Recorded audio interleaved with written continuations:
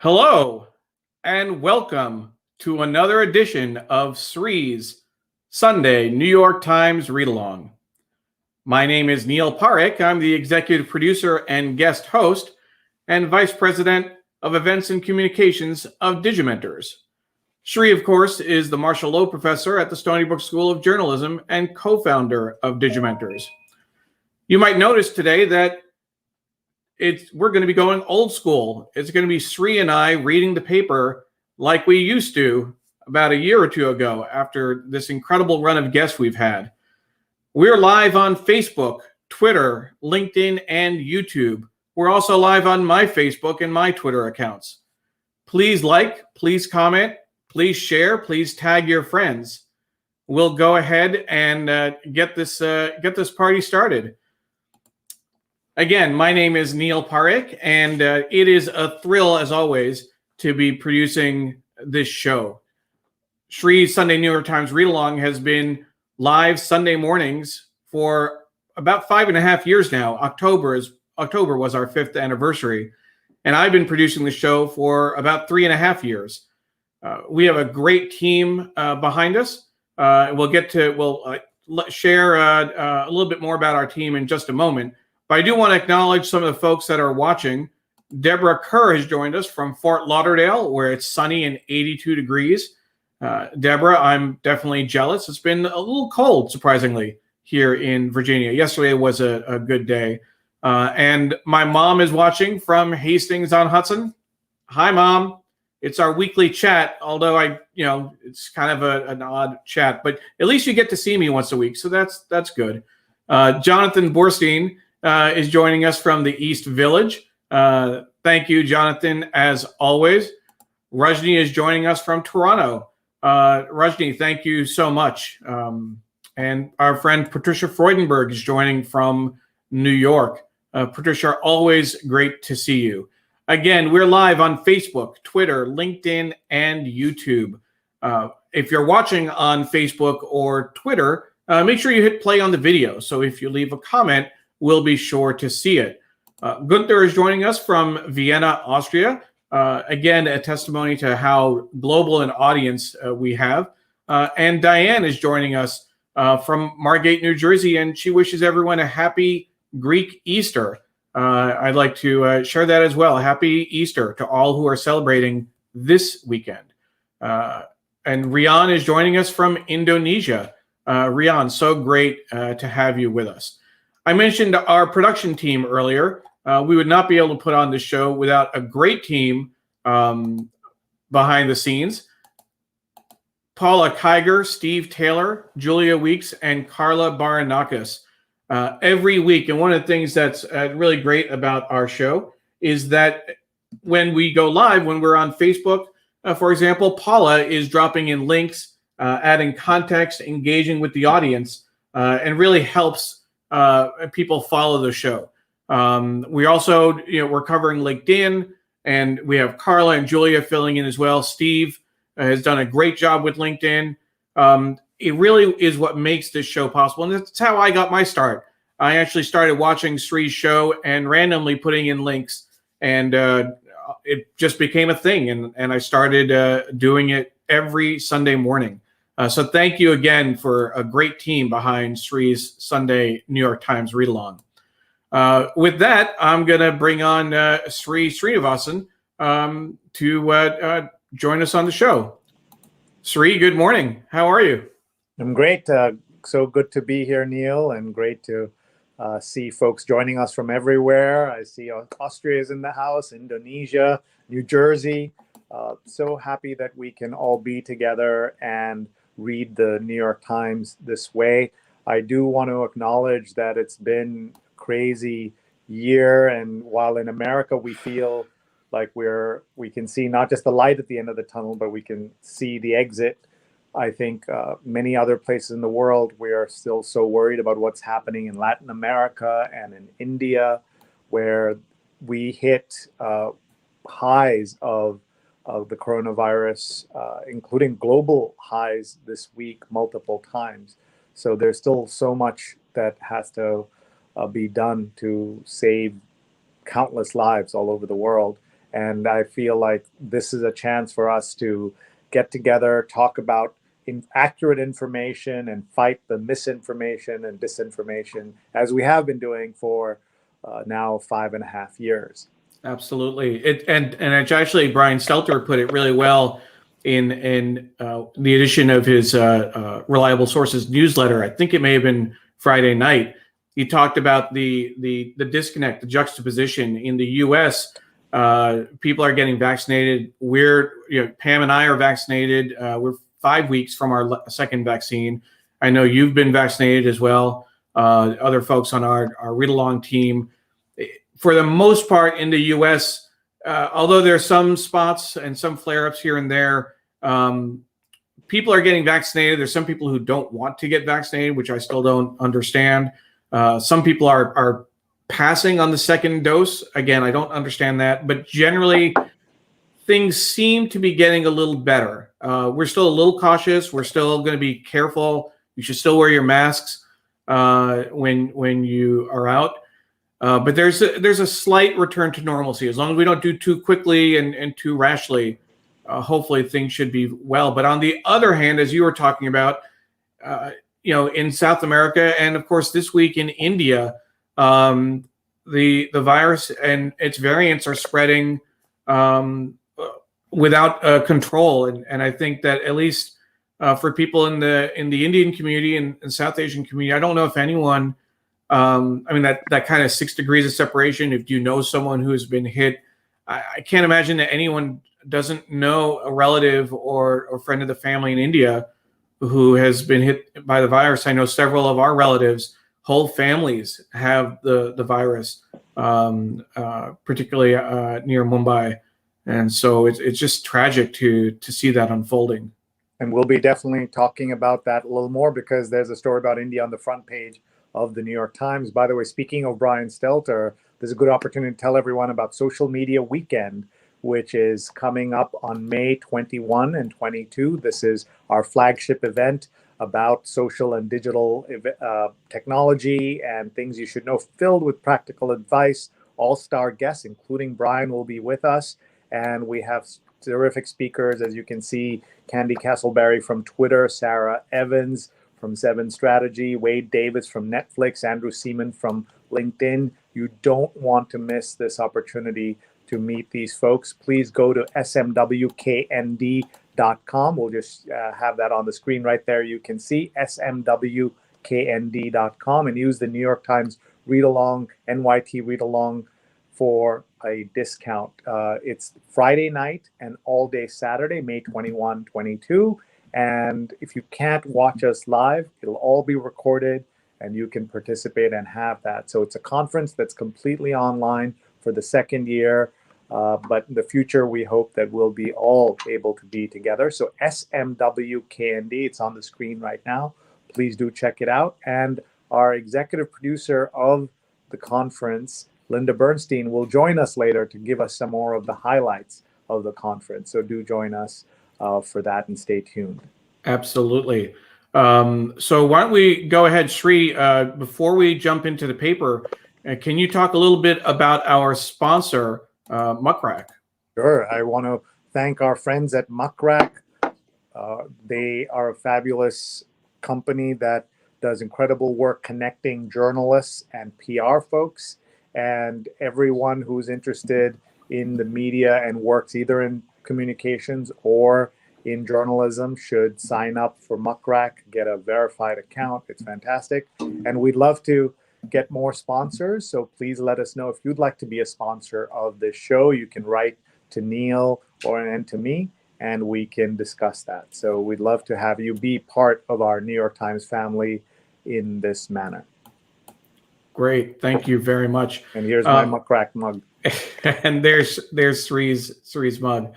So if you want to go ahead and show folks what we have for the paper, Sree will go ahead and get that set up.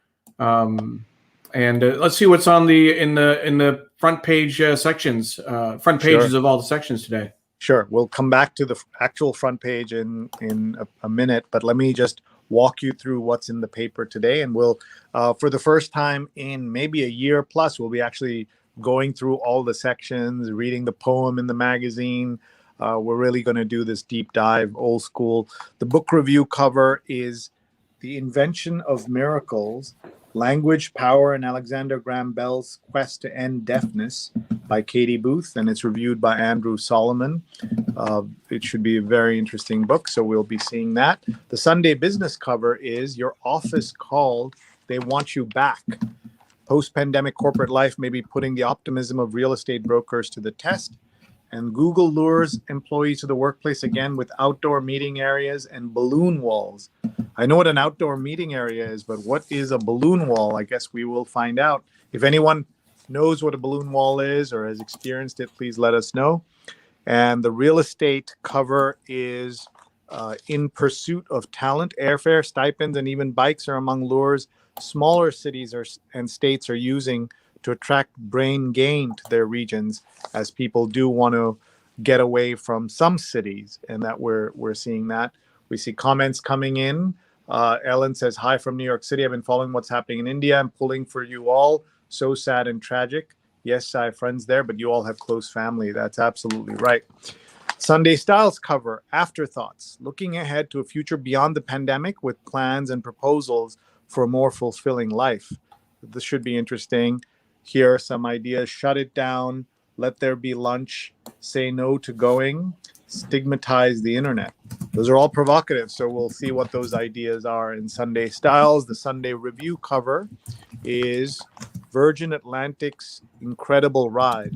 Well, Virgin Galactic. So this is Virgin Atlantic, of course, had a difficult ending here in the US, but Richard Branson thought he could win the commercial space race with a relentless pursuit of perfection, but his company's failure to launch exposed the limits of human ingenuity.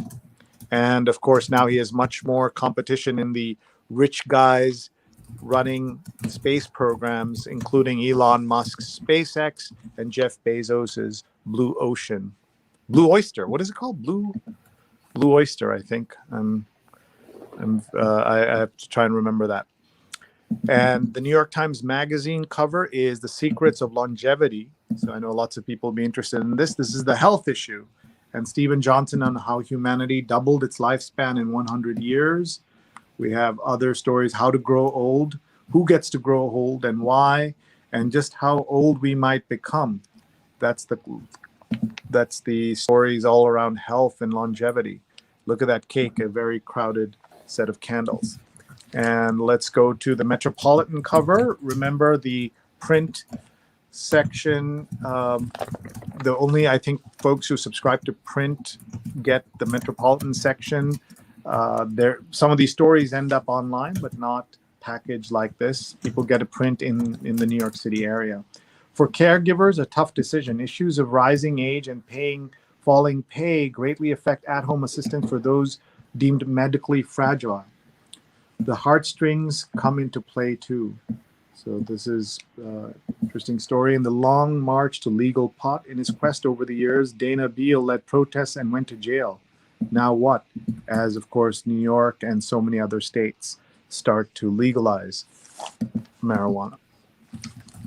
The Arts and Leisure cover is Don't Blink, a movie moment could be around the corner. Sometimes a place is more than just a place. It can become a scene. Even the blankest backdrops, like a parking lot, a sun-baked freeway, or a winter-dulled sidewalk, shimmer with cinematic potential. To kick off a new photo series, Jake Michaels, who took this picture of a phone call overshadowed by a building in Los Angeles' Chinatown, shows us the movie moments that we can find all over. So I know if you live in a city like New York or LA, there are extra chances of this. So that'll be interesting to look through that photo essay. And the at-home section, how we live now. We are on the upswing. We're making summer camp plans with safety in mind. We're brushing up on our croquet and badminton skills. We're putting an end, fingers crossed, to all those annoying spam phone calls. And in the blissful silence, we'll make Mom a pop-up Mother's Day card from our newspaper. So that should be a fun project, especially for those who have younger kids. And so much to read and go through in the paper. And we will be doing that. If you're just joining us, it's a Sunday where Neil and I are reading the paper together. And we'd love for you to share this with your friends and family. Just tag a friend and they can join us live or later. And please hit share. We're on Facebook, Twitter, YouTube, and on LinkedIn. And so let's get to the front page. Neil, of all those sections you heard or saw, what intrigues you, or what do you want to make sure we cover in detail? We'll be going through all of it, but what certainly, yeah. certainly, I definitely want to start with the front page. It's the story online about India is more comprehensive, but the focus really is looking at Prime Minister Modi and his role declaring COVID defeated. Has echoes of President Trump and Bolsonaro in Brazil, where there's just a disconnect between reality and what's going on, what the pronouncements are. Yeah, and that's one of the topics we covered in my other show where we cover COVID-19 in detail. And Friday night, folks can find that on my social media and find it on our YouTube channel, youtube.com/SreeNet, where we also archive all our New York Times read-alongs. Here is the pandemic reaches a new global peak, 800,000 per day average, a record for more than a week. And just to see where we were, January 2020, May, and you remember how scary it was. This is when New York City was the epicenter, and Italy and places like that. But now to think that we hit another peak in January, and then things got better, dramatically better, almost as good as last September.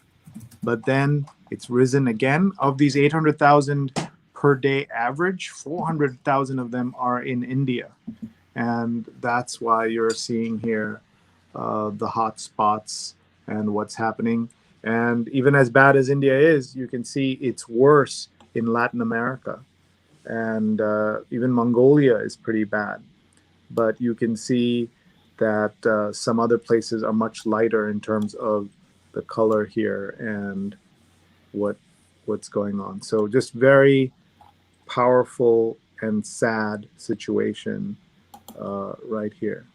And of course, Sree, the lead story. So again, for folks who are watching at home, our regular viewers will know the lead is the story on the top right. And in this case, it's Republicans aim to expand the power of poll watchers and the whole issue of voting access here in the States. And the story with the graph, if you go back to the on the left-hand side, the chart, that the map and the chart below is the display story. It's the dominant story on the front page. One thing I wanted to note, Sree, that I thought was interesting is that if you look at the newspaper online, there's a section called Today's Paper that gives you a look at exactly what's in the paper that day, because of course the front page, the actual website, is constantly evolving, constantly changing. But this gives you a true rendition of what was printed today. And one thing that's just interesting to note is if you look at today's paper, the display story, the dominant photo, is the poll watcher story on the left-hand side. It almost takes the place of the display story in print. And the story that's in the lead position, if you will, on the top right, is the global virus cases reach new peak. It's just interesting that they reverse that for the online treatment. Sure. And another story here, Biden bill hits close to home for McConnell, narrow bridge in need of infrastructure aid. So this is what's happening as the infrastructure bill, a couple of $1 trillion is being discussed. And here is now enjoying a sunny pulpit. Arnold is back. And this is Arnold Schwarzenegger, who in 2003 ran a campaign to become governor of California, was elected and reelected, and then became a prominent anti-Trump voice. And now he's an elder statesman in the middle of another recall election crisis happening in California right now. And at least Naomi is watching from the Upper West Side. We have one old school fan in terms of focusing on the paper. So thank you, Naomi. a number of other people who are commenting. Our friend Tim Sohn is looking forward to Social Media Weekend. Thank you, Tim. And Patricia Freudenberg shared earlier some information on how to help. There's a hashtag United for India. You can donate by texting to 707070 if you text the word United for India. So there's just a couple of folks that are checking in and watching with us this morning. Thank you to everyone who's doing that, and please do hit share so your friends and family can watch. We did mention the front page story with multiple bylines here: Jeffrey Gettleman, Hari Kumar, Karandeep Singh, and Samir Yasser. Modi declared COVID defeated. India has paid a price ever since, and we'll see in the jump as we go inside. You'll see more of that coverage. Yang's nonprofit won applause but came up short on results. As we know, Andrew Yang is promoted as a entrepreneur and businessman. So this looks at his effort venture for America, and it had promised 100,000 jobs. It created about 200 or so, and he is the front runner, and there's a good chance he'll be the mayor of New York City. Here is, we're going inside the paper. Sundays, wholly and without the news. This is the Times Insider. I know Neil loves this. I don't know if he's had a chance to read this yet. No, Sree, I'm not only doing this old school, but I'm doing it Sree style without having looked at the paper ahead of time. So right. What's this insider column about? So this, I guess, is the Times did not print a Sunday edition at all for the first 10 years.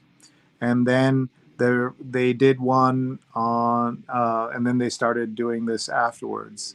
And so you can see 1861, they had a Sunday paper.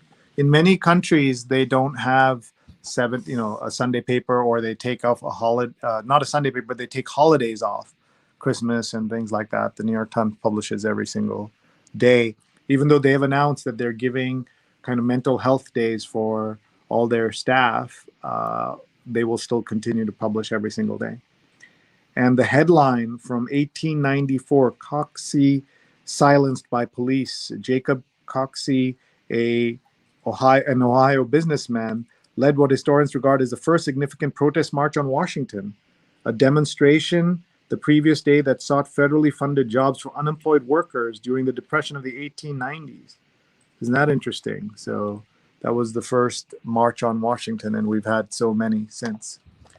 And the Here to Help column is what you need to get back on your bike. So they're giving you tips. Choose a bike helmet, spend at least $30 on bike lights, buy a bell, get a U-shaped lock, clean your bike chain, soak a clean rag with the degreaser, and rinse off any remaining degreaser with clean water. This is a kind of service journalism note that they have. I will definitely be taking a close look at that. I'm looking forward to doing a little more bike riding with my daughter Emily now that it's nice out. I don't need some of that stuff. I mean, we have the helmet, etc. But I used to actually one summer, for the better part of a year, I actually commuted to work 5 miles on my bike, which was great, to and fro the office. That's when I used to work with United Way and had an office to go to. Before we leave, I'm just going to hold this steady here. If anybody wants a screenshot of this, so they have all the tips in one place, so they can share this with their family and friends or tweet it out or whatever. You're welcome to do that right now. And before you turn the page, Sree, I wanted to go up to the top right corner. We've talked about this before. That corner had been owned, quote unquote, by Tiffany and Company. Our friend Stuart Elliott, who when he was on the show, told us that Tiffany had paid a premium to own that space, the top right of the third page 3, for their advertising for about 100 years. I think it was about a month ago, maybe longer now, we stopped seeing the Tiffany ad. But if you turn back to the front page, Sree, for the last 2 weeks, they've actually taken over the bottom of the front page. So I wonder whether that's going to be their new placement going forward. Yeah, I think he said 1917 for plus since then they've been running that ad, so that's amazing. Yeah, and good catch seeing that on the front page. I didn't even notice it. Let's see here. This is the tracking the outbreak section, which they do every day. Summer's must-have accessory: proof of vaccination. And they're showing different apps that folks have. New York State has something called the Excelsior Pass, and Denmark, Israel, Estonia. And there are also fake papers that you can buy on the internet saying you've gotten the vaccine. And imagine going through all that hassle. Here's Diana's here. Hi, Diana. Thanks for the great show. She says Diana's watching very early in California, former guest on our COVID show and great supporter. Always love seeing you here. I saw Rose Horowitz is here, producer of our COVID show, as well as she's one of the producers of She's on Call, which is a show that will run at 11 a.m. Eastern with Drs. Sujana Chandrasekhar and Marina Kurian, 11 a.m. Eastern time every Sunday. Please do join us for that on social media on all the social media channels. Always a good way to learn about what's happening in the medical world. And Sree, a follow up on the Tiffany ad. Andrea Zagata, hopefully I'm pronouncing her name right, one of the designers at the New York Times, is watching on Twitter. And she said that the Tiffany's ad is also on the back page, and it's a wraparound cover. Yeah, and so you can imagine how much that costs to run a back page ad and the front page strip at the bottom. Yeah, that's amazing. And thank you so much for watching and sharing that information. That's why we love having our friends at the Times join us when they can. One other thing, Sree, on the vaccine passport. If I'm not mistaken, the governor of Florida was talking. I don't know if they passed legislation, but they were going to pass ordinances that you couldn't restricting businesses from requiring vaccines of people to come in. So it's an interesting juxtaposition in terms of whether there's a vaccine to actually be able to go out to force people to show a vaccine card versus forcing businesses not to do that. Yeah, very complicated and important issue that we will see roll out over the next few weeks and months, maybe years. And here's a full page on what's happening in India. This is the jump from the front page, and you can see here, top the Ganges River Kumbh Mela festival, where the large gatherings Mr. Modi had allowed to help his ruling party, and a patient receiving oxygen now in short supply in India. And as you can see, a lot of the oxygen's being delivered on the streets outside hospitals because there's no room in some cities. And here's how to send help to a nation in crisis, an entire list of places you can give: UNICEF, PATH, the International Medical Corps, Care India, the Association for India's Development, Project Hope, Give Asia, AmeriCares, and groups in India, the Indian Red Cross Society, the Youth Feed India, and Helping Hands Charitable Trust, KEDO, from you to them. And I know that you have a tip on how to give to the local United Ways in India. Yeah, I'm getting that right now. United Way Worldwide, where I used to work up till last year when I joined Digimentors, has several United Ways in India, and they have set up a worldwide relief fund as well. So I'll put that in the comments for folks. And just so showing Amber's comment, so happy she could tune in today. Great to have you, Amber, and everyone else watching. Please tag a friend. Please hit share right now, and they can watch us live or later. And here is the page for United Way Worldwide's fund, and have the link here as well. I'll show how to put it on Twitter for folks. But you can find it if you go to unitedway.org. It's right on the front page for you. Nice. And we know our friends at SAJA, the South Asian Journalists Association, also have a list of places you can give. Saja.org, SAJA.org. Yeah, absolutely. South America and India drive up global cases, and helplessness and shock, anguish the Indian diaspora. So this is a story about the Indian diaspora in the U.S., and this is a photo of the large Indian community in West London. And Harmeet Gill would all have traveled to India to mourn his uncle. And this is a Gurudwara this is what's happening in London, but of course in the US as well, a big part of the story. And an ad for Facebook here asking for regulations. This is so amusing after Facebook has done so much to change the world for good and bad. Now they are asking for regulations, and about.fb.com/regulations. International section, come for the vaccine, stay for the bare-chested limbo. And this is from Mexico City. To calm older people getting a shot, the government cues the singers and the wrestlers and mascots and all kinds of things to do that. And as Neil mentioned, it's really sad that so many people are not getting the vaccine in the US, where in other countries folks are begging for access to the vaccine. Saudi Arabia and Iran fierce rivals, secretly explored diffusing tensions. That'll be a big story for the world. Wondrous things to come. This is unusual. Wondorium.com. Your brain is going to love this place. We like looking at ads in the paper because that's part of what makes up the media mix in a publication like the Times. Will Paradise survive Netflix's spotlight? Reality show backlash in Australian town. So what is the name of this show, I wonder? Let's see. It doesn't easily say what the title is. Which is interesting, Sree, when you think about it.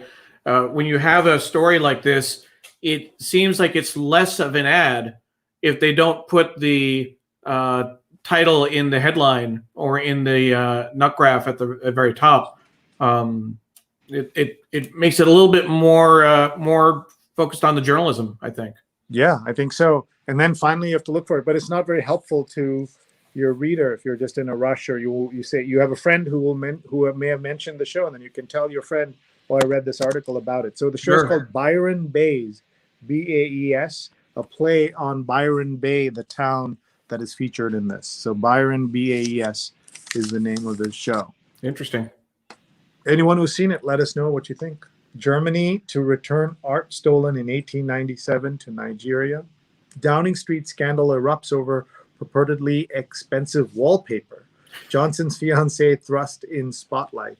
If anyone's seen the movie The Queen, you know that it shows the life of Tony Blair and his wife inside 10 Downing Street. That's also where they live. It's the office and where they live, sort of like the White House, but they do their own cooking except for formal events and have a much more relaxed life than they do at the White House. Here is a conference on, it's called Eat, Drink, Educate. Recriminations and national solidarity after deadly Israel stampede. This was, there had been many warnings about this. Someone had called this a death trap back in 2018, and still it continues to happen, and more than 40 people were killed in the stampede. Afghan attack kills 27 in signed peace deal is off. And as you know, Americans are leaving in September. National section, a warning from the past on extremists of the present. And this is about Proud Boys and the protesters on January 6th, and really, really problematic. And they're saying that an FBI agent's quote here, who helped dismantle the violent extremist groups of the 1980s. When you see the country as politically and philosophically divided as it is today, that makes it more likely that somebody could take advantage of these times to bring about another revolutionary concept like the order. And so I think the story that we'll all want to read and understand. Yang promised to create 100,000 jobs. He ended up delivering 150. And in an unusual move this week, Neil, he said that he would like one of his rivals to handle a lot of the day-to-day aspects of his mayoralty if he wins. He said Catherine Garcia, who is one of his rivals and the sanitation commissioner of New York, would have a prominent role. So that's interesting. Yeah. I mean, he has said that he's more interested in the culture building and the leadership aspects rather than the hands-on work. 9 years after tragedy, a search for remembrance. A close vote approves a memorial for Sandy Hook victims.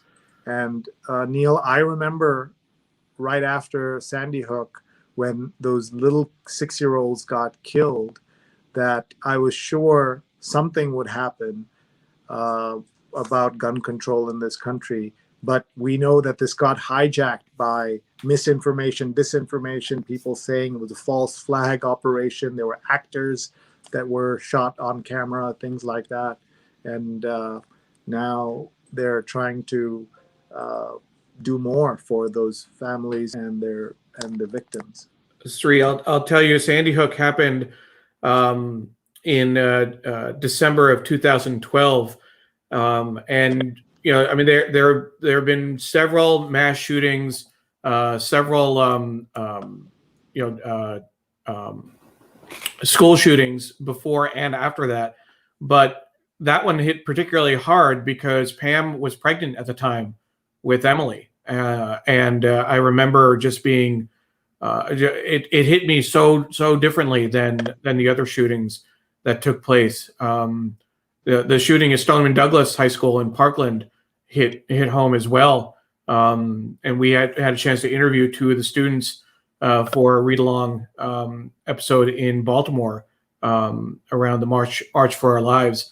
But one of the things that I think that is really upsetting in terms of the way that Sandy Hook evolved, one of the roles, again, talking about United Way, the local United Way has helped with bringing the community together and helping with victims' relief funds in many cases. And in that case, in Sandy Hook, it took a bad turn, frankly. The community, there was a lot of infighting, there was a lot of criticism, a lot of questions about how the money was being distributed.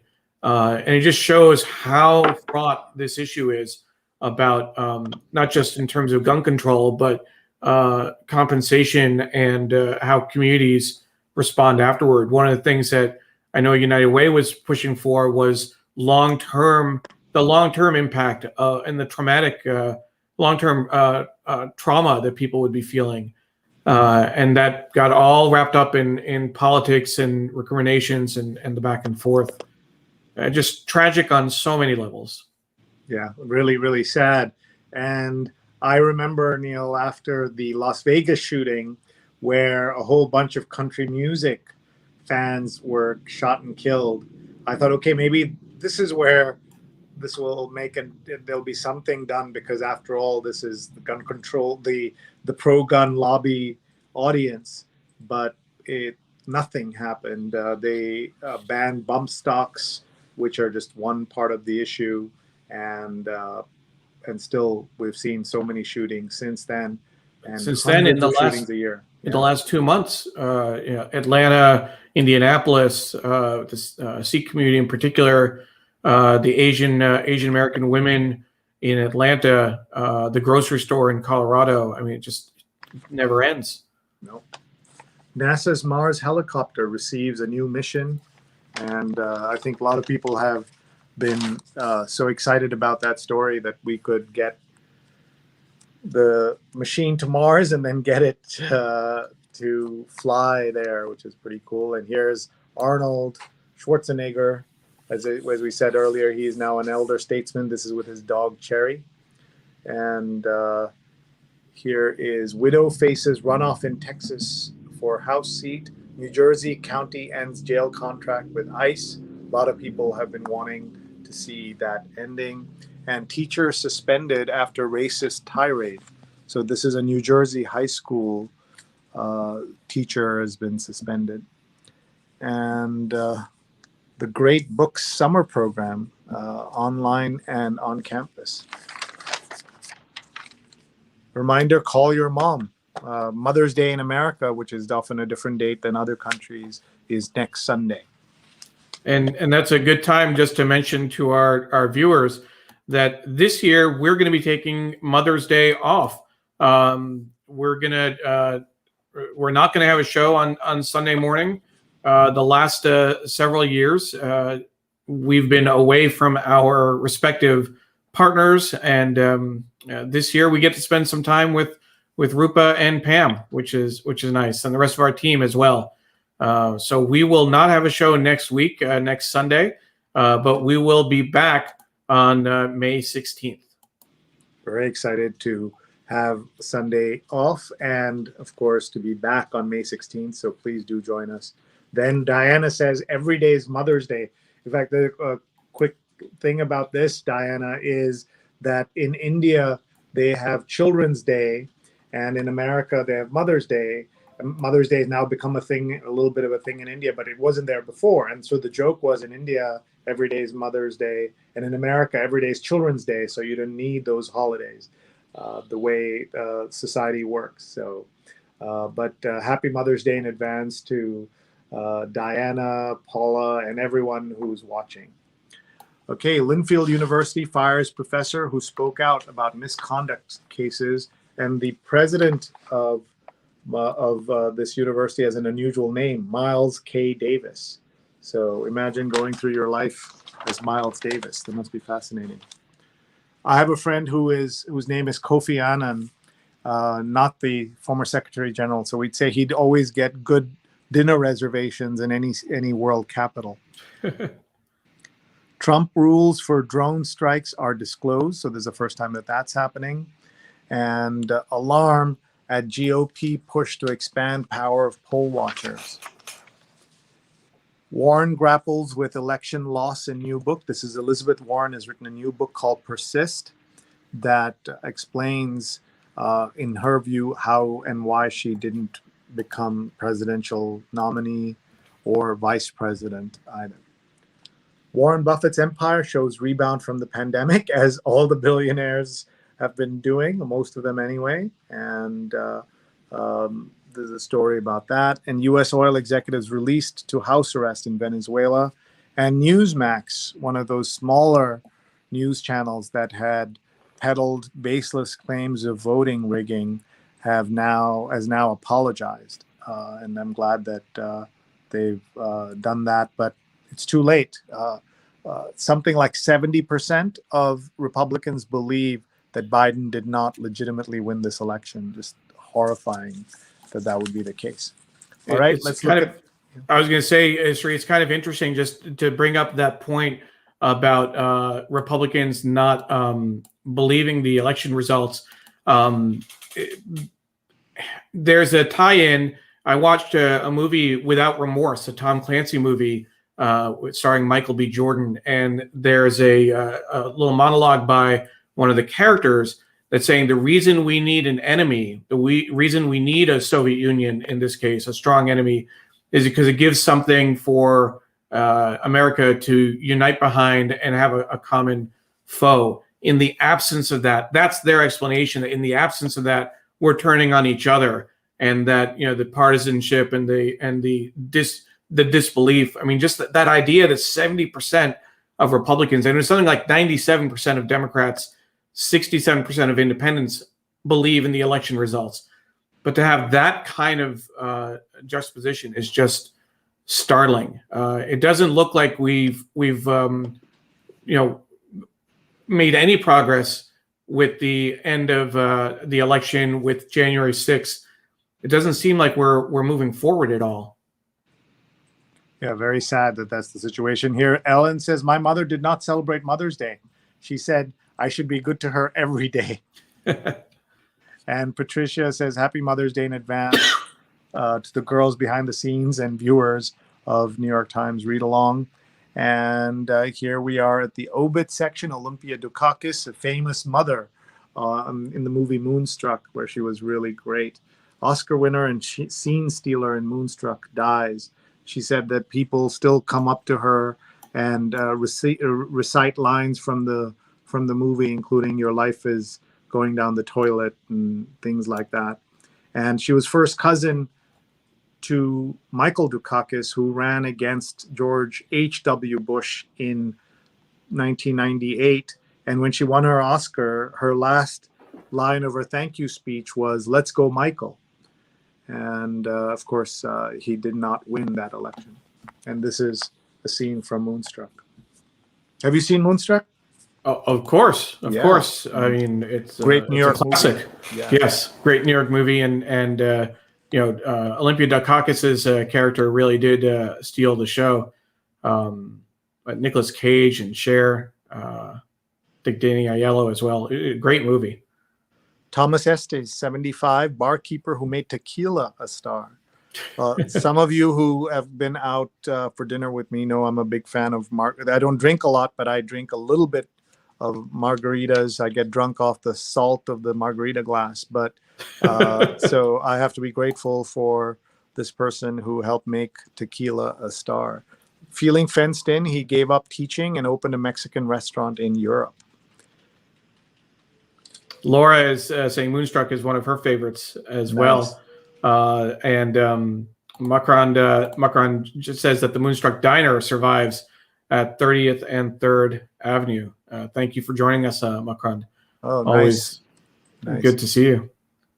And there's a great app that people can use as part of saying goodbye to folks of Miss You Graham. We recommend folks check that out. Available on for iOS for Apples. Yeah, Miss You Graham. Arlene Piper Stein, 91st woman to finish a sanctioned marathon, dies. An achievement that went unrecognized for half a century. And she died this year. And she was the first one to run a marathon. It says here in the Pikes Peak Marathon in 1959. And it went unrecognized for half a century. We folks who know our love of the obit section know that we had Amy Padnani on a few months ago. She created the Overlooked series, and she told us the other day that when Bhanu Atiya, who won the Oscar for costume design for Gandhi, she died in September, and they ran the obit in April. It was the shortest distance between an overlooked person and their obit running in the Times. Normally it takes many, many years before the overlooked is done. So it was nice to hear that. And there's the overlooked. Since 1851, obituaries in the New York Times have been dominated by white men. Now we're adding the stories of other remarkable people. So there's just a great section that folks can access from the New York Times, starting with Ida B. Wells, who took on racism in the Deep South. Just some incredible people that they did not do obituaries for, women and people of color. It was great to have great to have Amy on the show. We also had Neil Genslinger on the show, who writes a lot of obituaries. In fact, I should have gone back to see who the bylines here are. These are not by him. But the other thing you'll also notice in the Overlook series is that some of those names are so famous now that you're shocked that they did not get an obit, including Diane Arbus, the very famous photographer. Pioneering journey from Venezuela to the front office. There's the sports section, a baseball story here. Neil is a huge fan of the Yankees. Neil, are the Yankees any better than they were earlier in the season? They're getting better. They've actually had a couple of good games the last few days, and that's where I'm wearing my Yankee shirt for a little good luck. But yeah, they're still kind of at the bottom of the but not so far place. Back. Only 4.5 games. And it's still early. 500. Yeah, it's early. Yeah, it's still possible. 20 games left or so. They just had a very rough start. And yesterday was a Kentucky Derby. I tuned in for 2 minutes to watch the race. Of course, knowing nothing about what's happening, the ruler of Dubai's horse, Essential Quality, was one of the favorites. It came in fourth. And they had, look at this, 50,000 people instead of 150,000 people attend the Kentucky Derby. I hope they were all vaccinated because I don't see many masks here. I was going to say not very many masks and not a lot of distance between people. Right. It's hard to tell, when you see a shot like that, whether that's a potential super spreader event or whether it's safe. Yeah, they only had 1/3 their normal attendance on purpose, so they were at least trying, in theory, to do something about it. For those of you who missed it, we were talking about the Tiffany ad on the front page and in the back page of the Times. Okay, we are at 9:20, and we still have lots to read and talk about here. So let's look at the New York Times Magazine. Is all about longevity.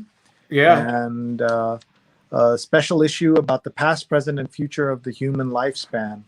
Some of the comments online, people talking about how they would love to live to 120, and then others saying that would mean that you'd be retired for 40, 50 years. What would you do? And how would you make your money last that long? So those are all, while it sounds great that you could be alive for till 120, what is your quality of life like? I think that's a bigger issue for a lot of people. Would you work longer? I mean, if your quality of life, if your longevity is there, I mean, if you're not just in ill health for the last 50 years, maybe people are going to work till they're 90 and then have a retirement. Patricia, mentioned that there's really good footage in this week's magazine, but she also asked about the behind the scenes, the behind the cover video. For regular viewers, you might remember that we would show a video that was produced by the New York Times, how they made the cover. And I thought that was always great and a great way to show, what we can do in terms of sharing video during the New York Times read along. Unfortunately, it seems like that was just a 1-year project that the New York Times did, or they did it earlier and it came back last year. But they haven't had any behind the scenes cover videos in 2021. So we certainly would encourage them to reconsider and bring them back. Patricia would as well, but no videos, unfortunately. But it's a lot of work to produce that video, and so certainly, to check that. By the way, here's the cover. They, instead of repeating the photo inside, they have the candles blown out in this longevity issue. Yeah. And between 1920 and 2020, the average human lifespan doubled. How did we do it? Science mattered, and so did activism. This is Stephen Johnson's article. And this is an excerpt from his forthcoming book, Extra Life, A Short History of Living Longer.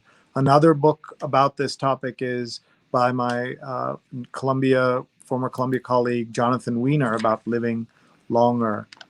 So if you're interested in that topic, there's lots to read about. Until the middle of the 18th century, life expectancy had rarely exceeded a ceiling of about 35 years.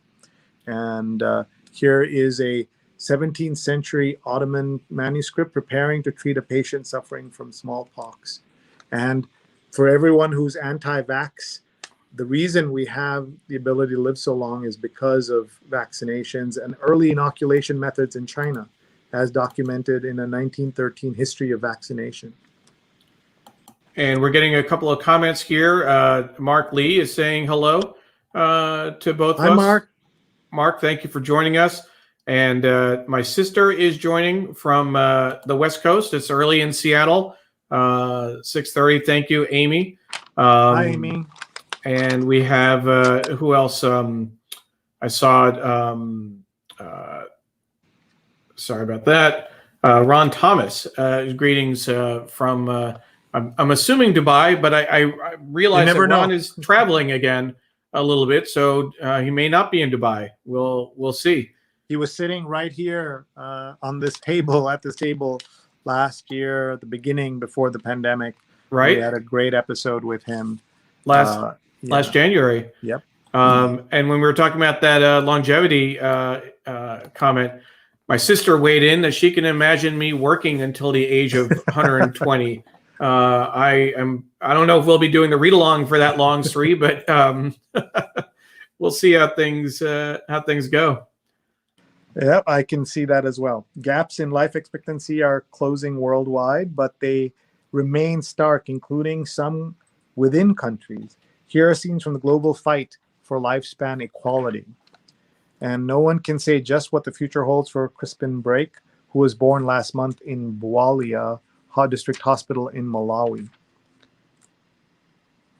So here's a picture from Britain. And these are photos by Lindsay Adario, who is a fabulous photographer. Absolutely. And here are some of the just very dramatic photographs here. This is from Malawi. A Novartis ad in the middle of this. Doug Levy is also watching from the West Coast in California. He regularly joins us right at the start, 5:30 a.m. Pacific time. He also likes including as a guest. Including as a guest. So not just like rolling over and taking out your phone maybe and watching in bed, but Doug has actually been presentable. He does meetings this early, but he also likes the old school reading, Sree. So this might be something we should bring back every now and then, at least. Sure. Deep dives into the paper. The story of Chicago's yawning disparity between black and white lifespans is written through my own family history. This is Linda Villarosa's piece, Life and Death in Englewood. And I guess there's no poem today, Neil. We had promised people no poem because this is the health issue. So that's right. There's no poem, but there's so much here to read and understand about this. I should have checked before opening my big mouth and making promises. It's all right. Okay, we've got to keep going here. Sure. And just thank you everyone for watching as we read the New York Times today. Neil and I are going through the paper to see what's in here. Neil, do you want to pick where you want to go? I was actually going to say, if we can take a quick look at the Metropolitan section. I know that I saw that story pass through my social feed. Two reasons. One, I want to focus on it. The Metropolitan section is not available outside New York. So folks who are interested, you can only see it in print, in New York or on the Sunday New York Times read along. But more importantly, from what I could tell, and the subhead shows she'll have to leave her caregiving job. This is for at-home caregivers, and there's a reference, I think, to when the people that they're taking care of turn 23, should they have to leave their job? Should they have to take a cut in pay? It was something to that effect. They lose 30% of their pay. They go from 32 an hour to 23 an hour when the person they're caring for turns 23. And this is something that I worked on when I was in Seattle.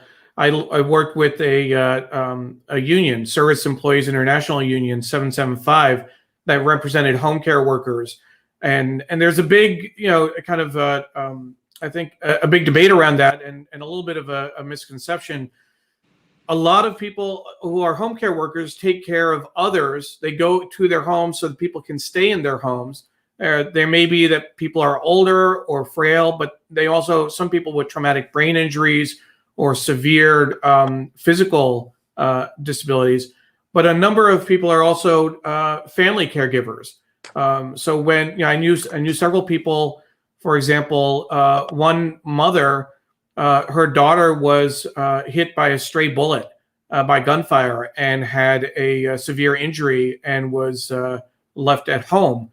Her mother became a caregiver, and instead of having to drop everything and lose her job and take care of her daughter, she was able to be a paid caregiver by the state instead of having someone else come in.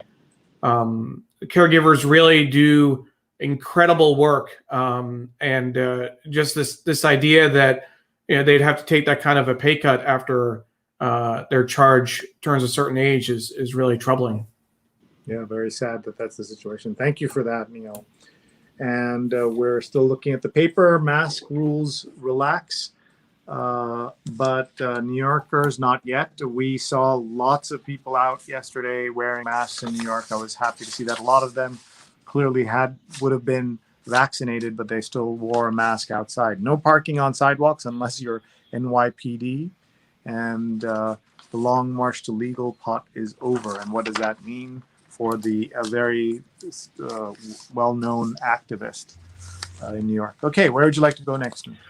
Let's see what else we have. See more of. Let's take a look at the review section. There are often some very good top right there, and an interesting layout, interesting way that they approached the front page. Yeah, Virgin Galactic's incredible ride, and they're saying that, but his company's failure to launch, this is about Richard Branson, has exposed the limits of human ingenuity. And there were lots of rich people who had signed up to travel on his Virgin Galactic. Neglected victims of Agent Orange. There's a story out of Vietnam and the Vietnam War. Your home is asking, are you still here? Over the past year, homesick has acquired a new meaning. Whale mothers need their moms, and so do I. Intergenerational care may be the key to thriving mothers and children. And the new Trump, easy. It's Tucker. Yeah, Tucker Carlson. Oh my God, what a terrible human being. Among other things this week, he said that if you see children wearing masks, call the cops and call Child Protective Services.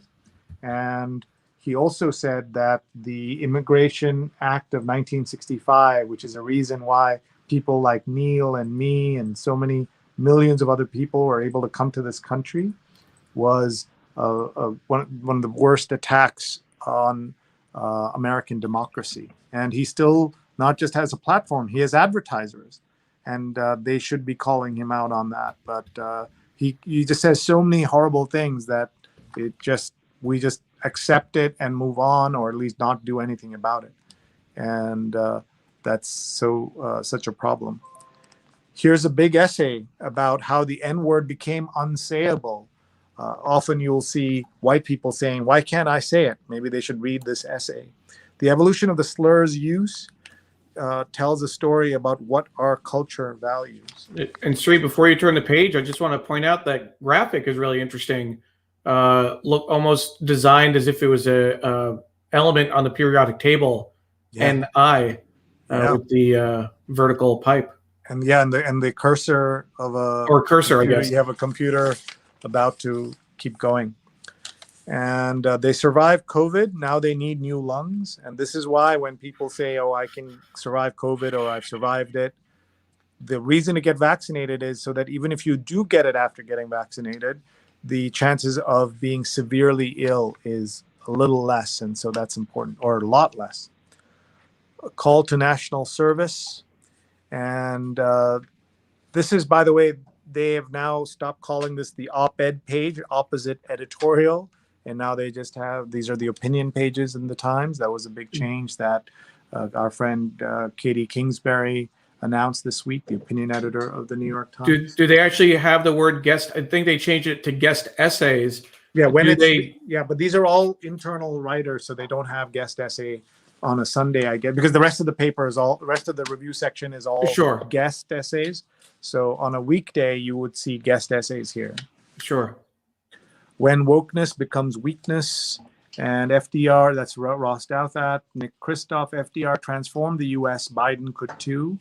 My hometown is proof we need to invest in America, and he has done such a great job of documenting various aspects of the rural divide in America. And Maureen Dowd is the Jimmy and Joe show. And we should say Nick Kristof was, along with his wonderful wife, Cheryl Wu Dunn, they were our headliners at last year's New York Times, at last year's social media weekend. And so I'm excited to use that as an excuse to tell you about this year's social media weekend.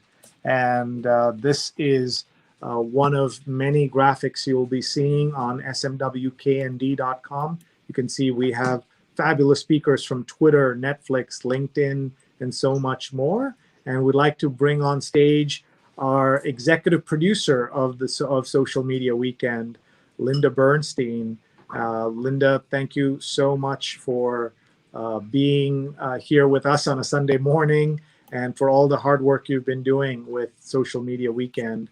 So let's... if you can just turn the newspaper camera off, Sree, we'll bring Linda on. And there's Linda. Hey, Linda, Hi, how you doing? Sree. Fine. How are you guys doing? It's Good. nice to be here listening to the read along, something I don't get to do very often these days, but I was there at the beginning, and it's so nice to be here with you and the physical paper, seeing it, because I miss that, having been away from New York City for a year, so I miss that. Absolutely. Go ahead, Sree. So just want to say thank you to Linda for producing and running Social Media Weekend for so many years now. And so we want to give you a chance to tell our audience about Social Media Weekend and what's in store and why they should join us. It's on May 21, 22, Friday evening, New York time, and all day Saturday, New York time. But they can watch from anywhere in the world, live or later. So if they, because of the time difference, they can't join us, they can certainly watch it at a different time. Yeah, it's really, this is our second year that we're going to be doing it with a live stream, virtually and not in person, and not being able to meet up with people at the lunch break. But we are finding ways to incorporate all that networking and all the so good to see you stuff into the platforms we're using.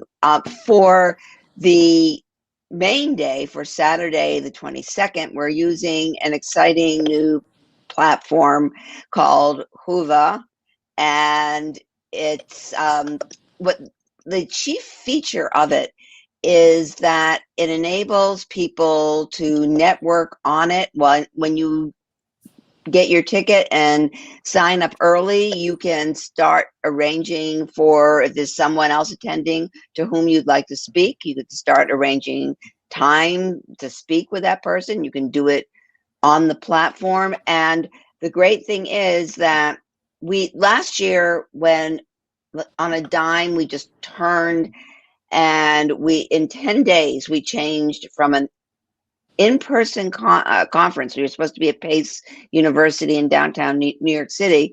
We turned from that model that Sree has been using so much to an online conference, and thank goodness for Neil's expertise and for the read along, because he had already figured out how to use StreamYard for something like this, and it worked really, really well.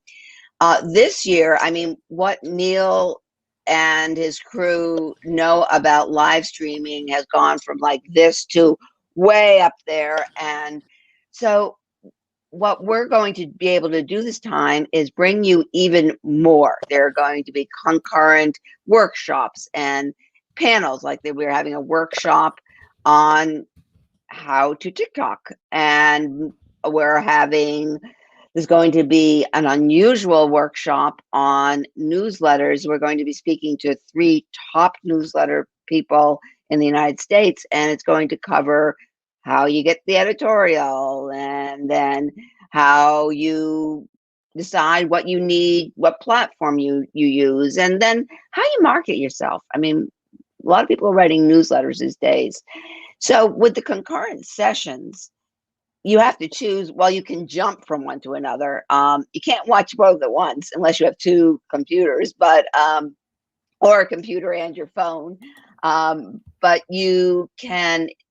The content will be up for 60 days, and that means that you can come back and hear stuff that you haven't weren't able to attend at the time. So there's really no missing out in that way.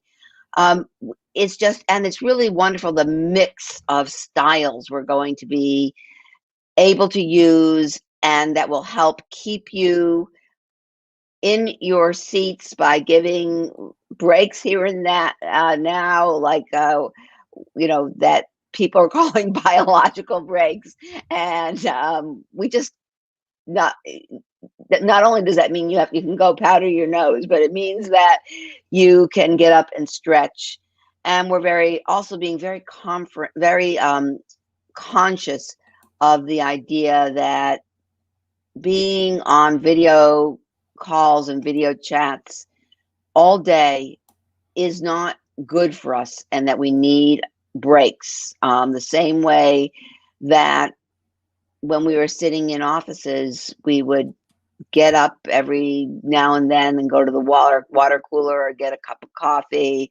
And it's not only the stretching that's so important, it's sort of like being able to focus elsewhere and leave the intensity of your work at your desk, and that same intensity, and probably even it's been exacerbated by video calls. So we're keeping that in mind, and it's going to be a lot of fun. And on Friday night, we're going to be using a different platform called spatial.chat. And I haven't seen any platform that so well mimics actually being someplace and walking up to somebody and talking. I mean, like in spatial chat, you can actually walk up to somebody with your, computer mouse or your finger and your touchpad and have a offline conversation. It's very networky, fun type platform, and it's where everybody has on camera in little circles, and you can move around and talk to different groups. And so we're really looking forward to that for Friday night. And then we just have a great lineup for Saturday. So I'm really hoping that people will join us. Neil will repeat again and put in the chat the code that you can all use when you go to smwknd.com. You can go there, that's easy to remember, to buy your tickets. And there is a special read-along code for the whole read-along audience. It's actually scrolling at the bottom of their screen. Oh, it is. Use the code NYT read-along for a discount. So please, and Mark is saying he's used the Whova platform for a conference last year and really enjoyed it. So Mark, thank you for that. Oh, yeah. I appreciate it. Linda, I will say that your reference to the breaks in the schedule are important. My wife did a conference yesterday, ostensibly 5-hour conference, 11 to 4, but there were screen breaks and bio breaks in between. It really is important for people to be able to get up and just even stretch their neck, just not be, even if you're not on the screen, it still is a lot to be able to watch, webinar after webinar or program, presentation after presentation. So great job to you and your team. So many people behind the scenes helping to put Social Media Weekend together and reaching out to speakers. So thank you for all of that. And there's the discount code is NYT Read Along. So smwknd.com is the website.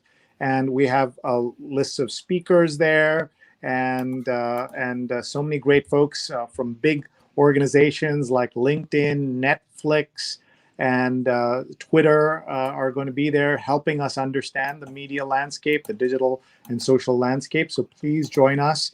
And that's Friday night, May 21, and Saturday all day. But you can watch it for 6 months afterwards. So it is absolutely worth signing up, even if you can't be there live for that entire time. 25 speakers, 2 keynotes, 2 roundtable discussions, 12 short talks, and 20 hours of learning, and so many great topics you can see on the screen and fabulous speakers. And we'll put that card up again so that you can see some of those names too. So the website is there. And if you'd like to be a sponsor, please let us know. And these are just some of the speakers who are going to be there from Twitter, from Netflix, LinkedIn, and Sarah Evans, who is awesome on all things digital. So please join us 21, 22 of May, 21st and 22nd of May, Friday night and Saturday. You don't have to be there live. You'll get all the material for the next 2 months. So please do join us at smwknd.com and use NYT Read Along to get a discount code. Thank you, Sree, very much for that. And I think that the other thing to mention is that SM Weekend is being produced by Digimentors, the consulting firm that Sree has had for a number of years. He and Linda had been working with that for a few years. And then last year, after last year's social media weekend, it really took off. Sree, Digimentors has been such an important part of our lives for the last year. It was a thrill to work on social media weekend last year, and then to start getting clients and having people ask us to do work, such that I left my job with United Way to do this full time. We do social and digital consulting, conferences, summits, webinars, talk shows, and more. So join us for Social Media Weekend to get a sense of what we can do to put on a conference. And if you're interested in learning more and having us produce a show like the New York Times Read Along or Social Media Weekend, please contact us, Sree@digimentors.group. We would certainly love and to. Neil at digimentors.group also works. And Linda's email, if you want to talk to her, Linda@digimentors.group. So big thanks to Linda for putting Social Media Weekend together. And thank you all for listening as we get back to the paper and go through what's left in the New York Times. Still so many sections to go. Real estate cover is in pursuit of talent. Airfare, stipends, and even bikes are among the lures smaller cities and states are using to attract brain gain instead of brain gain to their regions. So there's Arkansas, Hawaii. I don't know how hard it would be to get people to go to Hawaii, but Georgia. So efforts to bring people there. Sunday Business, your office call, they want you back, and talking about post-pandemic corporate life. And Google is luring employees with balloon walls. I'm not sure what balloon walls are, and outdoor meeting areas. So if anybody knows, let us know if you've seen a balloon wall. I think one of the things, Sree, with that is that Google is with the pandemic, a number of companies realized that people could work from home, they could work remotely. And several companies kept pushing out the date of when people would return. I think that question of whether or not people need to be in an office is an open question. And I think Google was one of the ones, I think I remember reading that they were actually going to make people come back in September. So they almost have to up their game in terms of what they're providing for employees. And we've seen that Twitter, on the other hand, had said that people who want to work from home can work permanently from home. So it's, different places have different approaches. These are lots of books in the New York Times Book Review, including John Boehner's book and Gab City, 2 new books about New York's people and place names.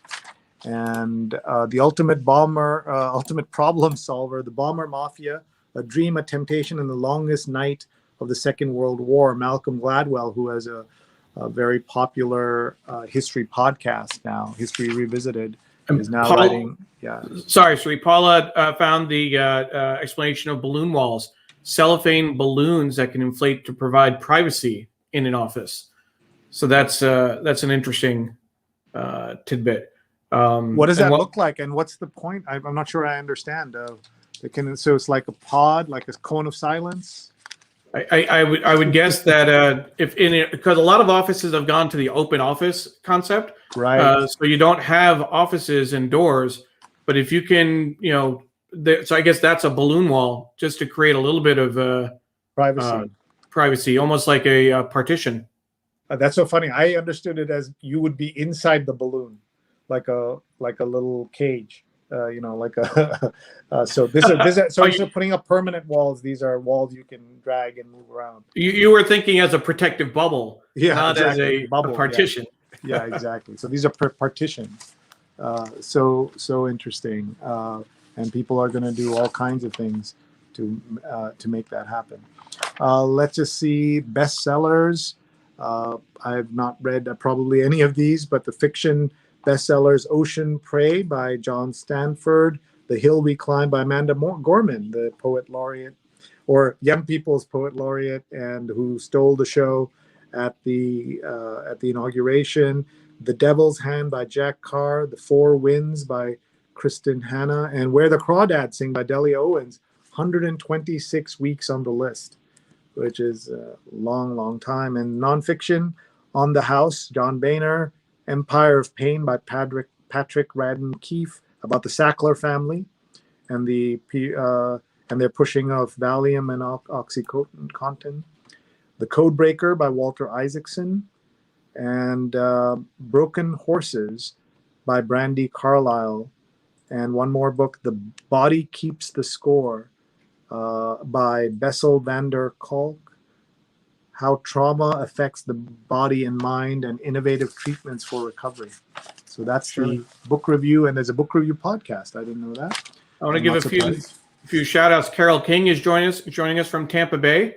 Hi, Carol. And Brian Edgar is joining us from the Sunscreen Film Fest in St. Petersburg. So thank you, Brian. Ron Thomas is saying that he is working on the 3 W's: work, workplace, and workforce. It's Nice. important. Kathleen Brill, love the group reading. Reminds me of the days when people gathered and talked in coffee houses and struck up conversations about the day's paper. And that's, in fact, some of the inspiration for the read-along, Sree, just to put the paper out, gather friends, and see what's there, and look at kind of quick snippets. I mean, as people understand, we're not reading whole articles. We're glancing at the headlines, we're looking at the captions, the layout, looking for the nut graph, but then letting the conversation go where it does. For example, when we had the story about home care workers earlier, several people commented about that. I'm going to see if I can get back to some of those, because there were some very Mark Lee was saying he has friends who are caregivers, definitely a very noble profession, but not rewarded enough. And then Ellen was saying that it's horrible that people would be losing pay. This was a story on the middle of the front of the metro section. Linda actually asked a good question. I think you were looking at the style section. Sree, is that where you went? This is the arts and leisure. Arts and leisure. Linda was asking a question about the style section as we approach 9:50. Why is the style section always a much brighter white? Yeah, we learned that, right? At a previous episode, one of our guests told us that because they have more expensive ads, fashion ads like Dior and others, they use a white space more, and also higher quality white paper. Higher quality paper, and you can really see the difference. I mean, Linda can notice. I'm assuming, Linda, I don't know if you get the paper at home, but you can see on the read-along, you can see the difference, and it feels different. I mean, it's a thicker paper, which is really, really interesting. And it also speaks to the role that advertisers play in the development of the paper and the production of the paper. A lot of the special sections that have been added over time, I know in particular around, when Circuits was a section on Thursdays, if I'm not mistaken, was driven. You kind of figure out the interplay between advertisers and sections, travel, etc. The news division, focuses on the news, certainly, and the editorial is its own side. But there is a business section as well, in terms of not the paper, but a business, office, if you will, that has to look at how everything fits together. It's still, the paper needs to be viable, and the New York Times is doing well over the last few years, and we want it to continue to do well. And this is the social cue section, and I want Neil to look at this, because Neil has promoted the importance of personal pronouns. The letter is in the etiquette section. My firm asked all employees to add our pronouns to email signatures to promote inclusivity. So I did. He, him, his. I'm in sales and send out hundreds of outreach mails every week. Today, a potential customer replied not interested. He said he was turned off by the unnecessary pronoun thing. I support inclusivity, but this interaction made me wonder about the risks and rewards of my company's policy. My email signature isn't suddenly going to make anyone more welcoming to non-binary people, but some may be turned off by it. And I don't think leaving off my pronouns would offend anyone. Am I wrong? So Neil, do you want to give us your take? Absolutely. And I'm just showing my Twitter bio with he, him, his. It's really, there are parallels actually to this in terms of using pronouns. The whole idea is for people who have a non-binary identity, or who are just trying to figure out how they want to identify along the gender spectrum. Putting pronouns is a way of letting people determine how they want to be called, how they want to be referred to. And if I put my pronouns out, that it's he, him, his, it normalizes that practice. It doesn't force people to stand out.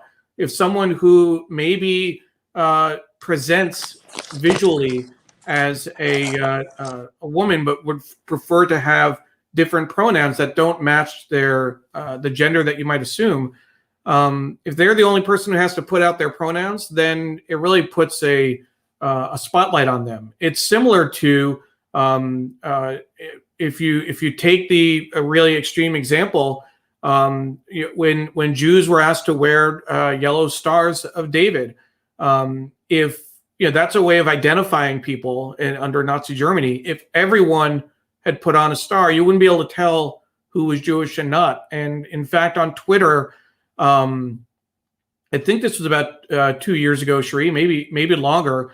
At one point, there was an effort to identify people who are Jewish by putting parentheses around their name, and other people did the same thing as well, so that it just makes it easier for folks. So I would just encourage people to do that. It doesn't take anything away. It doesn't. I mean, I've had questions about this as well. People saying, I can tell you're a man. Why do you have to tell me that you're a man? I'm glad that I'm my identity, my gender identity is clear. It's for most people it may be obvious. For me, I'm comfortable. I know what my it matches what my birth gender is. That may not be the case for everyone, and it really doesn't take much to do something like this. So we just need thank you, Neil. Think about that. Yeah, this is a really important point, and thank you for sharing that. Philip Galans, who writes the Social Cues column, tells that letter writer to inform his manager of the situation, and that they would have considered this when they made the policy, but also makes the point that forcing everyone to write that could make it uncomfortable for somebody who is still working out what they want to present to the world. And so by forcing everyone to reveal their personal pronoun, that may also be an issue. So that's a interesting take on that. So I would be in favor of keeping it open and letting folks do it, encouraging people to do it, but mandating anything can be an issue. And by the way, that's part of the my newsletter today that just went out, sreenet.substack.com, is about politics and the office. And the piece specifically talks about a company called Basecamp, which has only about 60 employees, and about 15 of them left the company because they said, we don't want anyone to talk politics at the office. And people got really mad, including some very senior staff, and decided that they are going to quit the company. So I was surprised to see that. And I thought the policy was wrong when it came out, but I didn't expect, so many people to leave a relatively small company. And my newsletter is at sreenet.substack.com. And hope you will subscribe. And if you subscribe, hope you will open and share it with your friends. And this is all about the Basecamp story. So interesting tie into the personal pronouns. And I agree with you, Sree, that it shouldn't be forced. I think that we can encourage it to normalize that practice, but certainly shouldn't be forced. Still, Diana shared that same perspective, and Paula had a reader ask her about her pronouns in her work email, but she also has a blog post that she wrote about it. So I want to make sure people see that comment, and I can try and bring up that link as well And they should check out Big Green Pen, which is her Twitter handle, and also her blog. Folks, we're running out of time here. We just want to make sure we thank everybody for watching and participating in this in the New York Times read along. We are taking next Sunday off, but we will be back the Sunday after. We're taking the weekend off for Mother's Day. And Ellen says, well said, Neil. And we want to tell you about a couple of things coming up today that you'll be interested in. One is the show She's on Call, that's produced by our colleagues Julia Weeks, Vandana Menon, and Rose Horowitz, and hosted by two doctors, our friends Sujana Chandrasekhar and Marina Kurian. Today's topic, trauma surgery, anesthesiology, and advocacy. And they have two physicians. One is an anesthesiologist and one is a trauma and critical care surgeon. That's at 11 a.m. Eastern on all the social media platforms. So please follow along and take a look. And Neil, you wanted to tell us about another project too. Absolutely. Thank you, Sree. I recently joined the board for Justice Aid, which was an incredible honor to be asked to join their board. And they have an event coming up this afternoon, Safety for Whom? Racist Policing in Communities and Schools. It's a forum. They're going to show it at 4 p.m. and 8 p.m. Eastern Time. How can we end our nation's legacy of racist policing? What steps can we take together to eliminate the presence of police in our schools and the excessive use of excessive force? What could real justice look like? And an incredible lineup of speakers that they have. Sherilyn Eiffel, they have Representative Cori Bush from Missouri, Professor Angela Davis, Rick Jones, Chris Henning, and Sally Lee, and with some musical guests as well. But one of the things about Justice Aid is that they combine a focus on music with social justice and activism. So please, if you get a chance, join us for that event, and we'll share the links to that page as well. Justice Aid is the organization, fabulous group, and our big hello to our friend at Justice Aid, Therese Steiner, who has been a guest on the show and a big supporter of everything we do. Absolutely, thank you. And Therese is the one that asked me to join the board, so thank you for that, Therese. Mark is saying that he loved last year's Mother's Day event where we did Mother's Day greetings to so many people. This year we are taking that Sunday off, but thank you for that comment. And Linda says, thank you for another great show. Nice to read more. Have a good 2 weeks. And big thank you to Paula Kiger on our production team, and to Steve Taylor, Julia Weeks, and to Carla Baranauckas. We look forward to seeing everybody on May 16th, which is the Sunday after Mother's Day.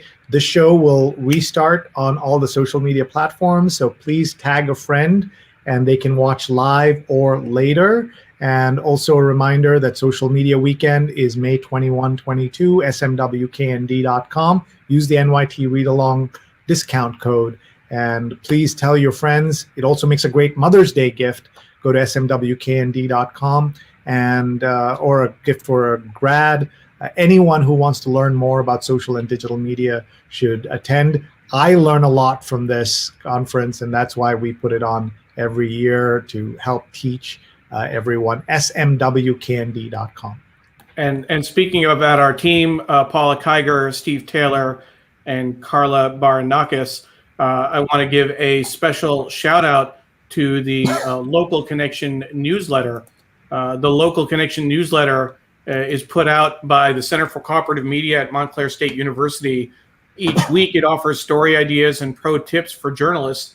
And best of all, it's free. You can subscribe at bit.ly/local news tips, bit.ly/local news tips.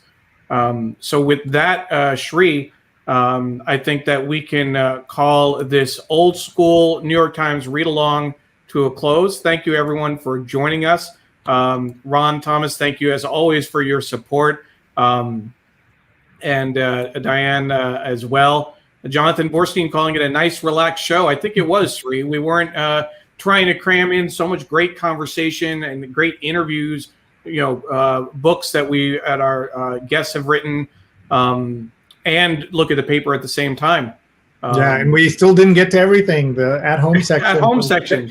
Check, and even the book review, we didn't really read it the way we would have, but just shows you how much there is to discuss. Thank you for everyone for being part of the New York Times Read Along family. We do this every Sunday, as we have for 5.5 years, but we take the occasional Sunday off, and next Sunday for Mother's Day, we're taking off. Happy Mother's Day to everyone, and to your mothers and mother-like figures in your lives. Thank you, everyone, for supporting your family as well. Absolutely. And Patricia is asking about local connections. We'll hook you up, Patricia. Thank you, everyone. Great to see you, and we'll see you in 2 weeks. Bye-bye.